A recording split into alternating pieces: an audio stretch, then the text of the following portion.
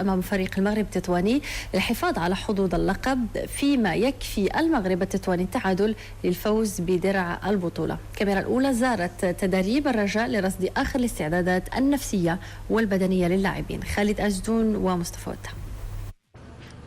حوار ثلاثي الأبعاد بين الطاقم التقني للرجاء، نقاش حول مباراة الموسم أمام المغرب التطواني، روح معنوية مرتفعة لجل اللاعبين، خصوصا أنهم نجحوا لحد الآن في جعل مصير البطولة بين أيديهم.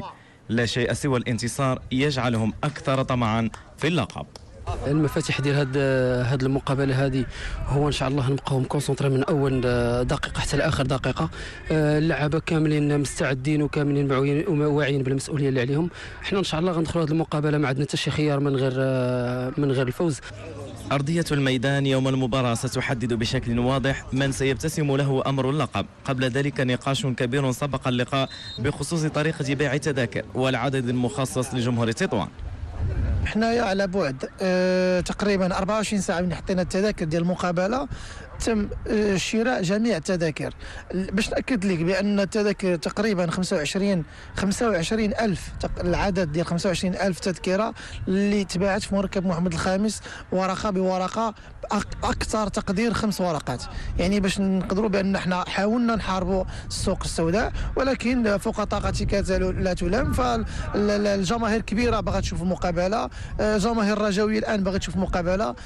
فما يمكنش انا عندي جماهير في مدينه الضرب اللي عندي كتفوق 45 الف ونقول بان راه خصني نعطي نصف الملعب ولا نعطي 30% ولا 40%. فان شاء الله في مدينه الدار البيضاء غادي تكون العدد ديال 3000 ديال الجماهير التطوانيه، بنمشيو ان شاء الله للتطوان يكون العدد ديال 500. الناس اللي استغلوا الدور وبداو كيتضاربوا بالتذاكر اللي وصلت التذكره ديال 60 درهم ل 170 درهم، والتذكره ديال 30 درهم ل 70 درهم.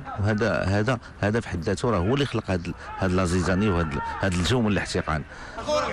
ودار النقاش أيضا حول مدى تأثير لائحة الناخب الوطني بدو الزاكي على نفسية بعض اللاعبين داخل الرجاء لعدم توجيه الدعوة إليهم.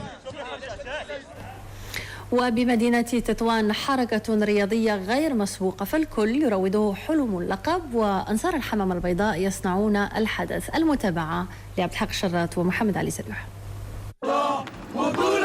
لا حديث في مدينة تطوان إلا عن لقاء الموسم أمام الرجاء، والتطوانيون يتوقون للقب ثاني في تاريخهم الرياضي يفتح لهم بوابة كأس العالم للأندية. فكل ساكنة المدينة وعلى امتداد هذا الأسبوع تعيش هوسا رياضيا وشعارة الحمام البيضاء في كل مكان. لذلك أضحى فريق المغرب التطواني على رياضة بارزة على الصعيد الوطني. هادو على الصباح خديتهم عندي واحد السيد تطواني واه شحال باعهم؟ باعهم لي ب 100 درهم 120 درهم 120 درهم 130 درهم 120 درهم. وبالنسبه للتذاكر ما لقيناش هنا في المغرب التطواني، ما كاينش.